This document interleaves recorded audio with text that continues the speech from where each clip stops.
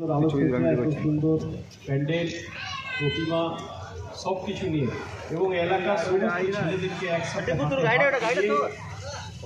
তারা একটা বন্ধুত্বের বন্ধন একটা সংঘবদ্ধতা করে তারা দুর্গা পুজো যে পুজো আমাদের বাঙালিদের সর্বশ্রেষ্ঠ উৎসব সেই পুজোকে এগিয়ে নিয়ে চলেছে এবং দুর্গা পুজো আমাদের আমরা বলি বিশ্বের সবচেয়ে বড় মিলন উৎসব।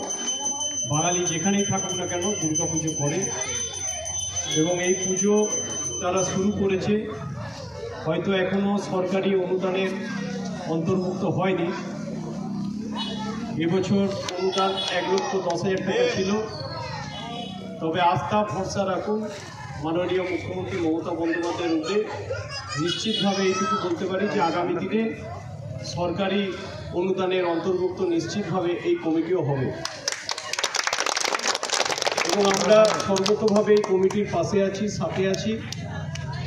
কমিটি আমাদেরকে আবেদন করেছিল, আগামী দিনে নিশ্চিতভাবে আমাদের তরফে যতটা যা করা দরকার আমরা নিশ্চিতভাবে করব। আর দেবী দুর্গার কাছে প্রার্থনা করব মা যেন সকলকে ভালো রাখে, সুস্থ রাখে। আজকের দিনে সুস্থ রাখাটাই সবচেয়ে বড় কাজ।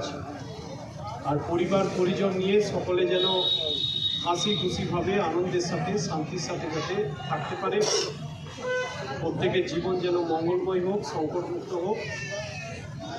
আর আমাদের মতো জনপ্রতিনিধিদের মা যেন আরও শক্তি দেয়, আমরা যেন মানুষের সাথে মানুষের পাশে থেকে আরও বেশি করে মানুষের জন্য কাজ করতে পারি এবং সকলে মিলে হাতে হাত মিলিয়ে আসুন আমরা একসঙ্গে বিষ্ণুপুরের মাটি আমাদের প্রাণের শহর, সেই মাটির জন্য আমরা একসঙ্গে কাজ করি এবং আমাদের কর্মকাণ্ডে বিষ্ণুপুরের মাটি সমৃদ্ধ হোক, শ্রীবৃদ্ধি ঘটুক।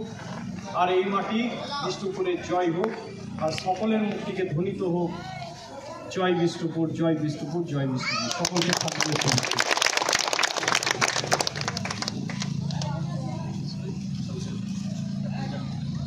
আর কিশোরী সংঘ সদস্য যারাই তাদেরকেও ধন্যবাদ, তারাই মূল পরিচালনা করছে এবং তাদেরকেও বলবো সবাই আমার ভাই, কেউ দাদা, এবং আমি কিন্তু বিধায়ক হিসেবে নয়, তাদের কাছে আমার পরিচয় থাকুক যে আমি দাদা ভাইয়ের মধ্যে আমাদের সম্পর্ক যেন গড়ে ওঠে। আগামী দিনে একসাথে হাতে হাত মিলিয়ে আমরা বিশ্বপুরে থাকবো, বিশ্বপুরের জন্য কাজ করবো। সকলকে নমস্কার।